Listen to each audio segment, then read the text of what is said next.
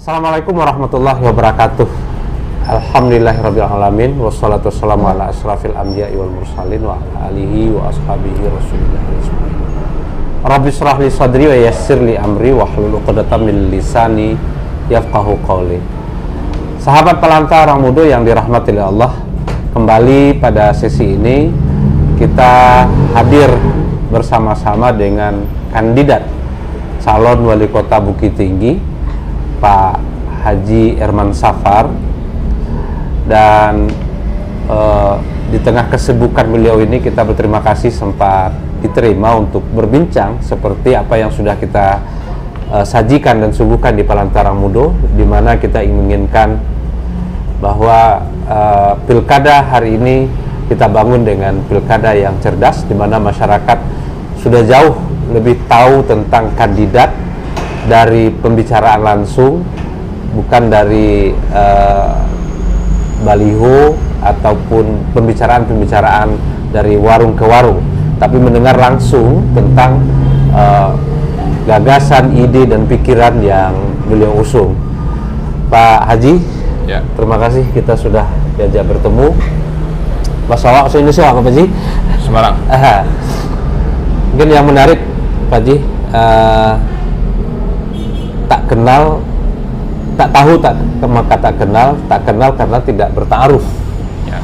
Jadi mudah-mudahan mungkin banyak orang yang tiba-tiba bertanya-tanya, siapa ini Herman Safar? Selama ini belum pernah didengar di Bukit Tinggi, tiba-tiba muncul di Bukit Tinggi. Ya mungkin pertama-tama dengan UAS, kemudian menjadi kandidat calon gitu ya, dan ini kan belum pernah muncul di kontestasi politik Bukit Tinggi gitu, sehingga ini banyak pertanyaan. Mungkin awal pembicaraan kita tentang ta'aruf, tentang latar belakang Pak Haji. Latar belakang, profile. Iya. Jadi saya lahir dan besar di Bukit Tinggi. Persensia ya? Bahasa Minang. Aku Minang saja. Jadi Ambo lahir dan besar di Bukit Tinggi, lahir di tengah sawah, tumbuh SMA sampai mau menuju kuliah di Bukit Tinggi. Saya bukan orang yang tiba-tiba muncul di Bukit Tinggi. Cuman kalau popularitas baru di setahun terakhir ini mungkin iya, mungkin iyo. Tapi sebelumnya boleh emang di Bukit Tinggi, cuman orang nggak kenal aja. Alun kenal gitu. Alun kenal. Cuman kini dalam kontestasi politik, Ambo tentu harus mencari menaikkan popularitas dan elektabilitas untuk menempuh salah satu tahapan strategi pemenangan dalam pilkada. Jadi Ambo usia 34 tahun sekarang. 34 tahun, kuliah dulu di Bandung, 15 tahun merantau jadi pengusaha di rantau orang sampai saat ini. Sekarang kami pulang untuk mendedikasikan diri bahwa di Bukit Tinggi ini harusnya generasi-generasi muda khususnya emang harus bisa mendapatkan hak yang sama untuk menjadi orang-orang sukses, baik di rantau orang maupun di Bukit Tinggi. Itu sih latar belakang utama. Ini agak menarik. Memang kalau di Sumbar itu baru ada 3 orang lah ya, tokoh muda, atau mungkin bukan yang muncul itu Valdo Maldini. Oh, Valdo. Kemudian Fadli Amran. Kemudian mungkin tambah di Pasaman Erik ya. Erik. Fadli Amran wali kota Padang Panjang. Oh iya, Bang. Oh iya, Fadli. Kemudian Pak Haji. Erik. Dari apa kita lihat dari catatan digital, Pak Haji termasuk pengusaha yang sedang juga sukses di Bandung. Insyaallah. Nah, tapi apa yang menarik bagi Pak Haji, kenapa harus terjun ke dunia politik? Jadi esensinya, goal dari seseorang menjadi pengusaha itu mungkin itu yang menjadikan motif. Sepengalaman hidup saya, goal saya menjadi pengusaha itu adalah untuk manfaat orang banyak. Ketika keluarga besar saya sudah saya boyong semua ke Bandung, masing-masing sudah membangun perusahaan juga, bahkan ada 2 atau 3 perusahaan yang dipegang oleh adik-adik saya. Mereka sudah mandiri, lalu di lingkungan kecil saya lihat sudah tumbuh semua. Lalu saya coba rangkul sepupu, lalu tetangga-tetangga saya bawa ke Bandung untuk dipekerjakan, yang sarjana menempati posisinya sesuai dengan kemampuannya, sedangkan yang tidak sekolah diposisikan sesuai dengan kemampuan yang dia miliki. Jadi manfaat ini harusnya dirasakan oleh orang banyak. Manfaat keberhasilan kita sebagai pengusaha harusnya kita berikan kepada orang yang banyak. Saya melirik Kota Bukit Tinggi untuk mendedikasikan seluruh keberhasilan saya, seluruh ilmu dan pengalaman yang saya punya, saya akan dedikasikan untuk Kota Bukit Tinggi. Itu sebenarnya motif awal yang akan menjadi landasan saya untuk berjuang di Bukit Tinggi, hingga nanti saya sambil mempelajari bagaimana cara berpolitik. Karena di usia muda saya memang tidak dibekali untuk berpolitik. Saya cuman berpengalaman di bidang organisasi komersil. Saya memimpin 22 perusahaan. Saya sebagai presiden grup. Habis itu sebelumnya saya pernah menjadi ketua organisasi di salah satu organisasi besar di Indonesia, Himpunan Mahasiswa Islam HMI. Pengalaman-pengalaman ini saya rasa cukup dan bisa mengantarkan saya menjadi pemimpin yang insya Allah yang tentunya adil dan merakyat. Permintaan saya, harapan saya adalah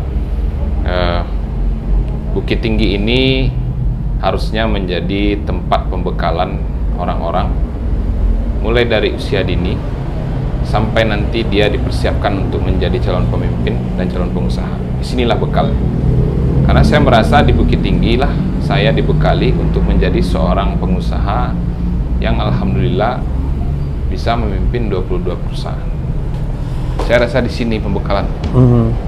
Karena kalau dilihat dari pendidikan, tak satupun sekolah entrepreneur yang saya ikuti, tak pernah sekalipun seminar yang saya ikuti, seminar bisnis, tak pernah. Saya mendapatkan ilmu dan mental dan pembekalan menjadi seorang pengusaha itu waktu saya rajin menolong orang tua. Di waktu kecil saya sudah mulai jualan cemangko, pinukui, cemangko. Nah, itu saya udah laku nih dari kecil. Hal-hal ini yang saya rasa hal-hal yang harus didapatkan oleh seorang calon pengusaha hebat, karena tak mungkin dia dapat dari yang lain. Mental untuk berdamai dengan diri sendiri ketika kita harus berjualan kaki lima, di saat orang di sekeliling kita itu tidak ada yang berjualan seperti itu. Maksudnya waktu saya di kampus, saya jualan kaki lima. Hukum Unpad itu kategorinya adalah masyarakat kalangan menengah ke atas.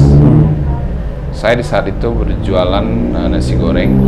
Yang saya harus kalahkan adalah rasa malu. Cara mengalahkan rasa malu itu saya sudah dapatkan dan saya sudah lulus di Bukit Tinggi. Saya sudah lulus sebagai putra Bukit Tinggi, saya lulus dengan hal itu. Jadi saya tanpa beban melakoni setiap jenjang usaha yang memang harus dimulai dari nol. Itulah kira-kira. Banyak pilihan apa ya, orang itu melirik sebetulnya yang agak lebih mudah lah kalau untuk terjun ke politik itu maju di DPR RI misalnya. Tapi Pak Haji langsung fight ke Bukit Tinggi itu, dan di Bukit Tinggi sedang ada incumbent. Dan secara teori agak sulit untuk mengalahkan incumbent di beberapa ini. Hanya sangat sedikit yang bisa incumbent itu dikalahkan. Tapi kenapa pilihannya? Kenapa misalnya tidak pilihannya menunggu 2024 maju misalnya di DPR RI? Kemudian dengan modal yang sudah dimiliki, artinya kemunculan Pak Haji dengan dia ke Bukit Tinggi dulu, gitu kan sudah cukup dikenal dan dibicarakan oleh banyak orang. Gitu. Tapi kenapa pilihannya harus maju fight?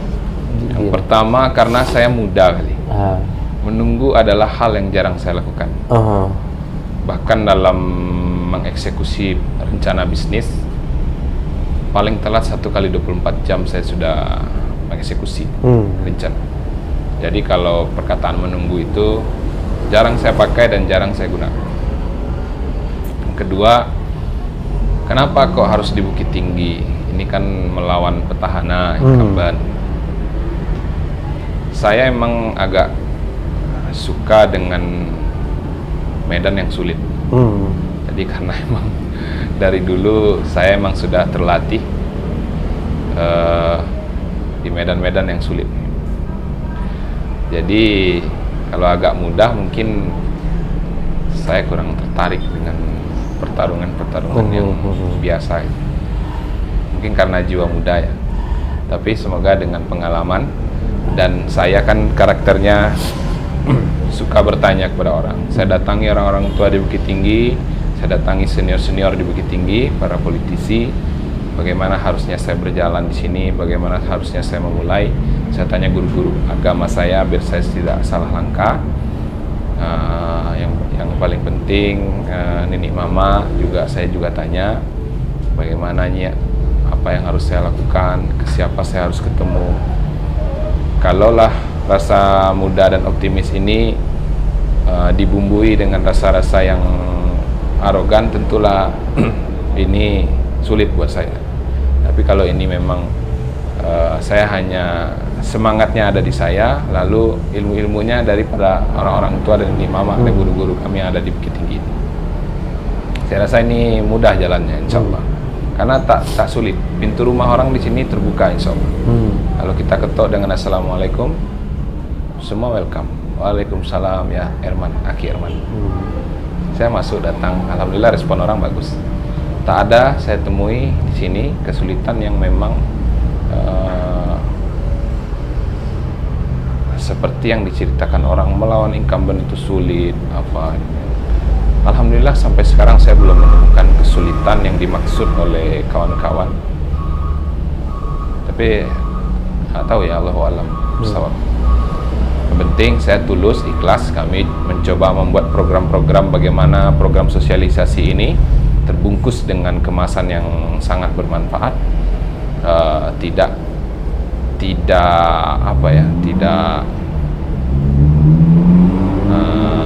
asal-asalan. Yang penting orang ramai, kita ngumpul, tidak seperti itu. Bagaimana program ini terbungkus dengan kemasan yang sangat bermanfaat, itu yang paling kami pusingkan membuat programnya. Bagaimana programnya? Bagaimana cara mengumpulkan orang, tapi orang merasakan ada manfaat dalam sekali pertemuan itu. Itu yang membuat kami agak berpikir keras, tim berpikir keras untuk memikirkan hal-hal tersebut. Karena saya tidak mau asal. Saya tidak mau kegiatan ini hanya untuk memperkenalkan diri. Kembali ke ini, Pak Haji. Tentu hitungan-hitungan untuk maju di Bukit Tinggi itu memang sudah dihitung. Tentu ada sesuatu yang mendorong Pak Haji untuk maju di Bukit Tinggi. Tentu ada sesuatu hal yang dirasakan yang tidak terbenahi. Dan Pak Haji melihat bahwa ini saya akan mendorong ini. Gitu. Nah, apa yang Pak Haji lihat? Dan itu menjadi motivasi untuk Pak Haji untuk maju. Luntur dan hilangnya atau tergerusnya karakter orang Minang yang ada di Bukit Tinggi yang itu sangat terlihat di kelompok-kelompok kecil atau kelompok besar, atau setiap kali saya ketemu dengan generasi-generasi calon penerus di Bukit Tinggi, mereka hampir kehilangan karakter sebagai orang Minang. Tidak adanya program-program yang masuk dalam pembentukan karakter putra-putra dan putri Minang ini, bahwa kota ini adalah dulu sumbernya para tokoh yang nasional, agamais, religius, dan sumbernya orang-orang produksi. Kota ini memproduksi pengusaha-pengusaha hebat di rantau, yang sedikit, sangat sedikit sekali dari orang-orang itu yang membawa modal. Kebanyakan tanpa modal ke rantau, bawa sarung sama Al-Quran, merantau, pulang-pulang bawa uang sekarung. Kebanyakan seperti itu, dan ini sudah mulai lentur. Di generasi saya, angkatan 2000, saya berarti kelahiran 86, untuk orang-orang kawan-kawan yang usia 34, kawan-kawan saya sesama merantau, itu hanya beberapa orang saja yang mau untuk membuka usaha. Sisanya adalah bekerja. Saya tidak menyalahkan orang bekerja, saya cuman menyayangkan dan menginginkan kalau kita orang Minang, tumbuhnya tingkat jumlah pengusaha di Indonesia ini harusnya didominasi sama orang Minang dan orang Cina. Kan ada pemerintah secara global, mereka mengupayakan bagaimana pertumbuhan jumlah pengusaha di Indonesia, karena itu salah satu penentu negeri ini maju apa enggak. Harapan saya adalah orang Minang berkontribusi besar di situ. Nah, ini kehilangan dengan berkurangnya space untuk para pedagang, lalu kenyamanan buat kawan-kawan kita seprofesi pedagang di Bukit Tinggi. Ini yang melatar belakangi bahwa kita harus membela mereka, bahwa harus ada penanaman akidah dan budaya semenjak usia dini. Mulai dari SD, orang Minang harus jadi orang Minang dari lahir. Sama seperti kita orang Islam, kita jadi orang Islam dari lahir. Kalau ibu kita Islam, kita lahir sebagai orang Islam, lalu diazankan. Setelah bisa mencerna pengetahuan, kita mulai belajar agama, dimasukkan materi-materi agama ke dalam pikiran. Begitu juga Minang. Minang itu harusnya semenjak kita lahir, karena ibu kita Minang, kita harusnya lahir sebagai orang Minang. Lalu setelah itu kita bisa mencerna pengetahuan, kita mendapatkan materi-materi Minang, budaya, bagaimana barada itu seperti apa, kenenek mama harus seperti apa. Cuman sekarang kita hanya bisa menemukan orang Minang jadi orang Minang ketika ada pernikahan, atau sedang menjawab persoalan-persoalan ujian, atau sedang mengurus waris, atau upacara-upacara kematian, atau acara apa lagi, seremonial lah gitu ya. Seremonial. Tidak tertanam dalam bentuk karakter di ini, sesuatu yang emang sangat berdampak kepada output dari ide dari setiap manusia yang ada di Bukit Tinggi. Kalau dia tidak berkarakter, dia akan terpengaruh oleh kemajuan teknologi atau buah pemikiran orang lain. Kalau dia emang tumbuh dan besar di sini, lalu sekolahnya mungkin tidak juga menyajikan materi-materi Minang, Islam, maka pengetahuan lain akan mempengaruhi dia. Itu sangat berbahaya buat adat bersandi sara bersandi kita buah. Kita sudah terkunci dan terbelenggu oleh agama dan budaya. Kita tidak bisa lari daripada itu. Cuman tak ada yang salah ketika karakter ini kuat di dalam hati kita, dalam pikiran, karena menurut saya ini pondasi besar yang disediakan oleh nenek moyang kita, yang boleh menjadi apa saja. Misalkan jadi pengusaha, ya jadi pengusaha orang Minang lah, baiklah, berkompetisilah dengan baik, halal, yang halal saja. Lalu kalau berhasil jangan lupa anak kemenakan, bawalah orang, bermanfaatlah untuk orang lain, seperti itu. Kalau susah jangan nyusahin orang, begitu. Itu yang saya rasakan. Dan ini harus kita pupuk kembali, karena kalau ini hilang berbahaya sekali. Outputnya nanti misalkan dia seorang arsitek, bahkan bangunannya pun nanti tidak berkarakter, kalau memang dia tidak memiliki karakter seperti itu. Bahkan kalau dia menjadi kepala daerah atau pemimpin-pemimpin di kelompok kecil, bahkan nanti kebijakan-kebijakan dia sama sekali tidak ada karakternya. Dan ini terlihat dari output. Kita bisa melihat bagaimana di Bukit Tinggi ini, bahwa kita menyadari kota ini sejatinya adalah kota perdagangan di Bukit Tinggi. Harusnya di sini, kalau bisa sedunia orang jualan di sini.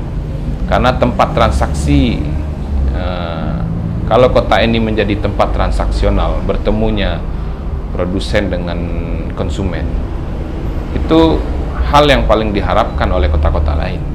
Kenapa kita harus membuang ini? Lari dari situ. Kita harus hidup di mana?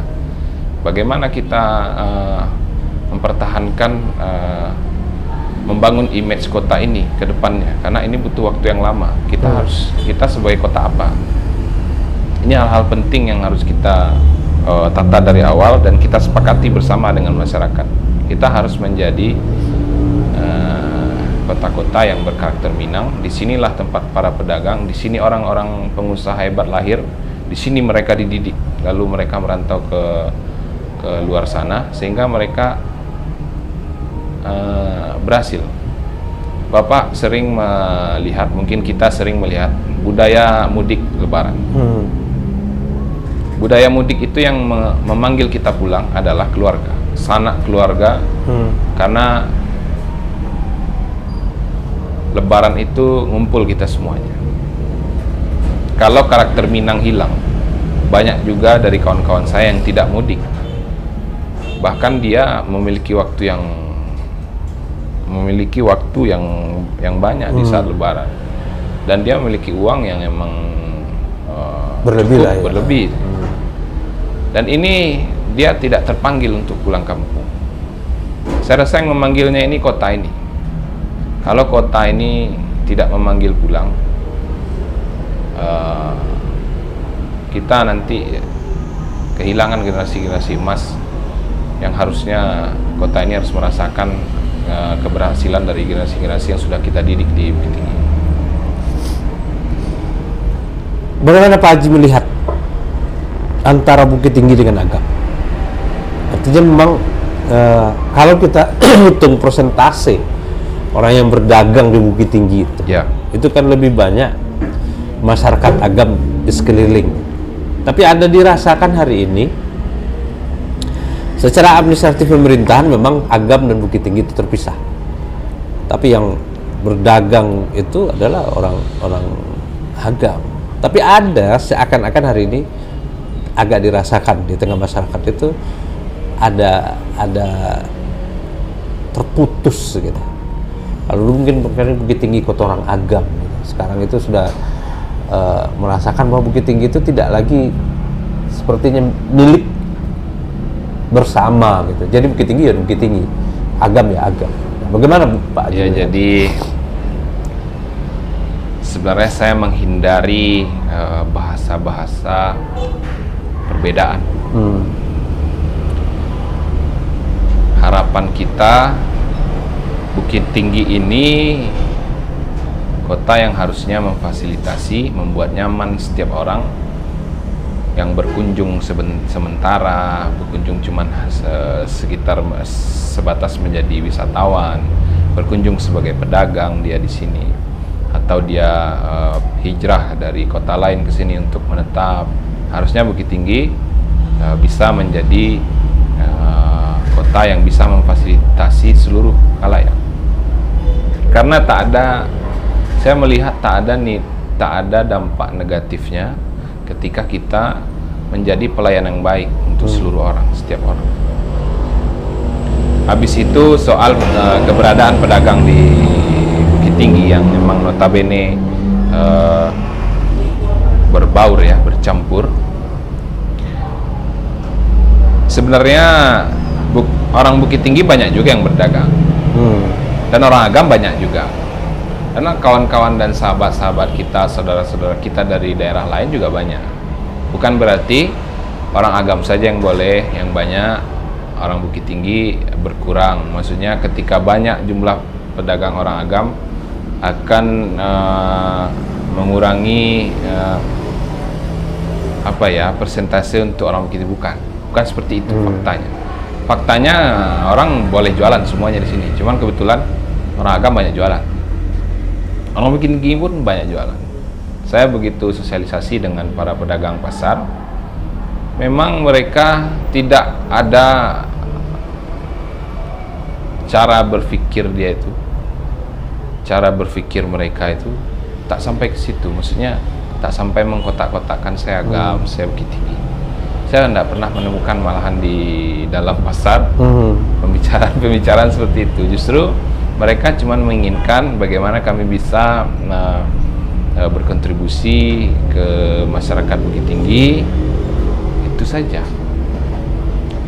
Ya, titipan mereka memang Pak, kalau nanti Allah takdirkan duduk jadi wali kota Bukit Tinggi, tolong perhatikan para pedagang, tolong perhatikan kami, tolong perhatikan pelanggan kami. Itu saja bahasanya. Nggak ada yang lain. Nggak ada bahasa tolong kami orang Agam Pak boleh jualan di sini. Nggak ada.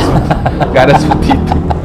Ya, justru beberapa orang yang mempunyai narasi perbedaan-perbedaan ini, saya emang menyayangkan ada bahasa-bahasa ini keluar dari beberapa orang gitu.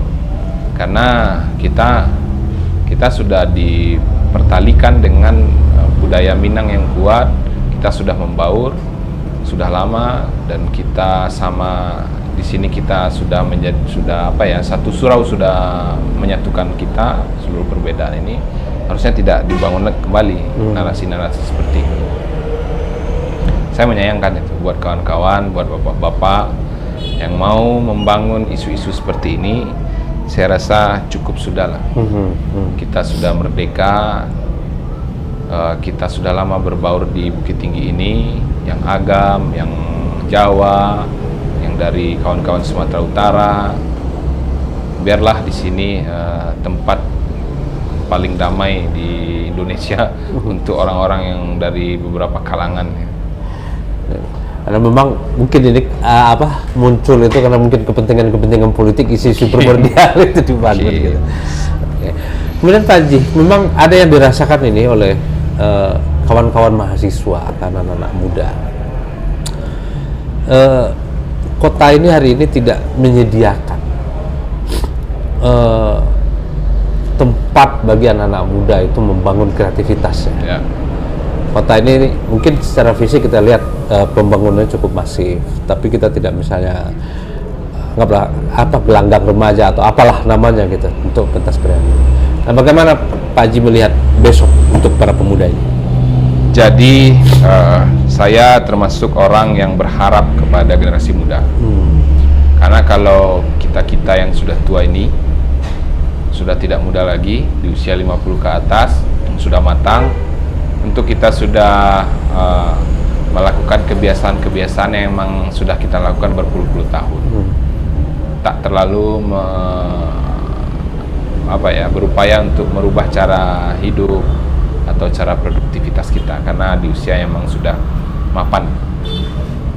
Harapan saya adalah generasi muda di Bukit Tinggi ini, dialah yang akan mengisi ruang-ruang kreativitas di Bukit Tinggi. Mereka lah nanti yang akan memegang tanggung jawab sebagai salah satu kelompok yang akan mempertahankan budaya di Minangkabau, di Bukit Tinggi khususnya.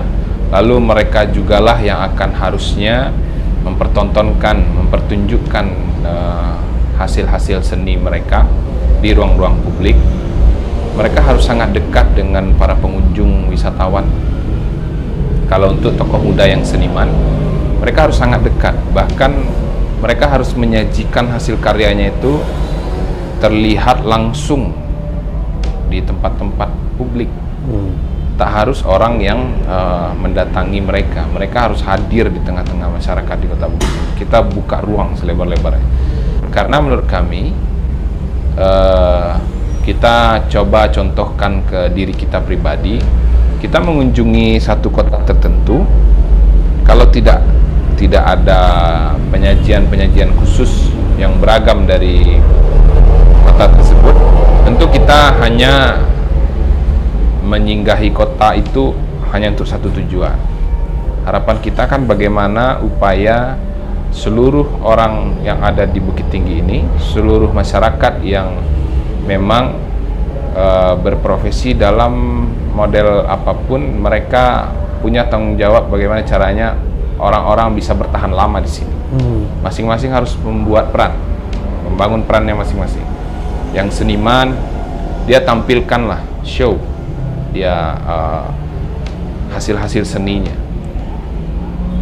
Coba kita lihat seperti contohnya pelukis jalanan. Dulu waktu saya kecil itu ada di Jam Gadang, di taman.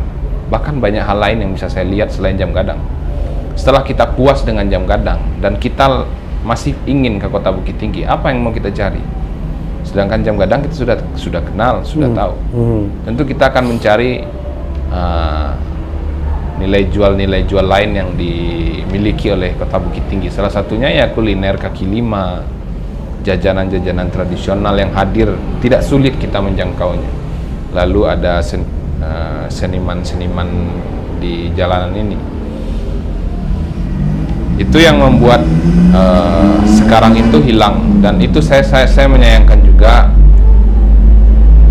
Pelukis itu sudah tidak ada bahkan saya mencari dan itu tidak ada orang-orang. Menurut saya itu aset kota yang butuh waktu untuk membuat kegiatan seperti itu. Mereka harus kita ajarkan dulu. Mungkin setahun belum bisa itu, belum bisa mahir. Mungkin bahkan bisa lebih dari 1 tahun baru kita bisa menampilkan orang untuk berkarya di depan publik. Sekarang kita hilangkan atau mereka tidak ada demi kenyamanan mata. Mata siapa? Maksud saya itu, siapa yang merasa tidak nyaman? Kalau menurut kacamata saya, justru mereka membuat saya nyaman. Mereka adalah menjadi salah satu alasan tujuan orang datang ke Kota Bukit Tinggi. Kita harus pertahankan, kita harus kasih space ke mereka ini. Itu anak muda, mahasiswa khususnya, jadilah adik-adik yang memang kritis, lalu mereka berkarya, transfer ilmu, transfer pengetahuan dengan kawan-kawan kita yang tidak punya kesempatan untuk mendapatkan ilmu yang tinggi. Berkumpullah, membaurlah dengan mereka, transfer ilmumu. Habis itu karya-karyamu ditunggu oleh Kota Bukit Tinggi. Kami akan berikan space sebesar-besarnya untuk mereka. Kita akan bawa mereka kemanapun. Karena kalau bawa aku 10 orang kata Bung Karno kan, maka akan aku guncang dunia. Seperti itulah harapan saya kepada anak-anak muda. Saya sebagai generasi yang sedikit di atas anak-anak muda sekarang, kategori saya masih milenial sebenarnya, Pak. Saya 34 tahun. Mungkin adik-adik ini saya pengalaman sekali bagaimana mereka karyanya ingin diapresiasi, lalu dipertunjukkan, lalu ditonton sama orang-orang. Ini saya sangat rasakan keinginan seperti ini. Psikologi mereka saya paham sekali. Terakhir nih Pak Haji, pertanyaan kita. Kalau bicara menang itu udah selesai. Apa? Bicara menang, Oh, ya. jadi wali kota selesai. Tapi pertanyaannya adalah, seberapa siap Pak Haji untuk kalah? Dan kemudian apakah Pak Haji masih tetap akan seperti ini di Bukit Tinggi? Kalau bisa jadi kan selesai perhelatan ini ternyata Allah tidak takdirkan, Pak Haji balik ke Bandung dan tidak lagi muncul di Bukit Tinggi. Sebenarnya setiap kita ini sudah ditentukan takdirnya di Lauhul Mahfuz. Cuman ikhtiar saya adalah ikhtiar ingin menggapai kemenangan. Islam mengajarkan cara-cara untuk merebut kekuasaan. Banyak juga kisah-kisah Islam menaklukkan kota, dan ini saya perkaya ilmu di bidang ini. Kalau bicara soal kekalahan, sebenarnya dengan saya mau mewakafkan diri ke Bukit Tinggi, membagi umur saya untuk umat di Bukit Tinggi, saya rasanya saya udah menang. Di sini saya udah menang. Karena belum tentu orang di usia saya ini mau seperti ini. Mungkin masih menikmati kekayaan kali, keberhasilan. Karena di usia saya ini Pak, sebenarnya ujian saya lebih kuat. Di lingkungan saya yang memang rata-rata mereka belum mencapai seperti ini, saya sudah menggapainya, alhamdulillah. Ini ujian berat, semua godaan itu ada, dan saya sudah mengalahkan itu. Saya mau berpikir untuk manfaat orang banyak. Di sini saya sudah merasa menang. Yang kedua, soal hasil pilkada ini, yang penting selama tahapan ini saya bisa membuat program-program yang bermanfaat untuk umat. Saya tidak merasakan kerugian sedikit pun. Semoga Allah ridho dengan perjuangan ini. Soal hasil, saya berserah diri kepada Allah. Kalau kalah menang bukan bahasa saya. Gitu.